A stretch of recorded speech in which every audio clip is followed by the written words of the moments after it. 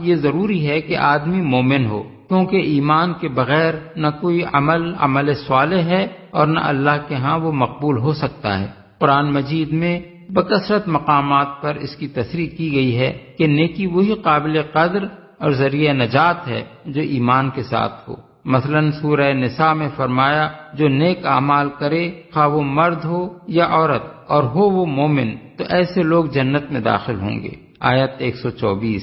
سورہ نحل میں فرمایا، جو نیک عمل کرے خواہ وہ مرد ہو یا عورت اور ہو وہ مومن تو ہم اسے پاکیزہ زندگی بسر کرائیں گے اور ایسے لوگوں کو ان کا اجر ان کے بہترین اعمال کے مطابق عطا کریں گے۔ آیت 97۔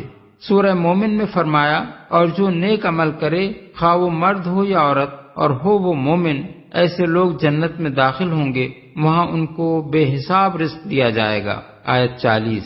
قرآن پاک کا جو شخص بھی مطالعہ کرے گا وہ یہ دیکھے گا کہ اس کتاب میں جہاں بھی عمل صالح کے اجر اور اس کی جزائے خیر کا ذکر کیا گیا ہے وہاں لازماً اس کے ساتھ ایمان کی شرط لگی ہوئی ہے۔ عمل بلا ایمان کو کہیں بھی خدا کے ہاں مقبول نہیں قرار دیا گیا ہے اور نہ اس پر کسی اجر کی امید دلائی گئی ہے۔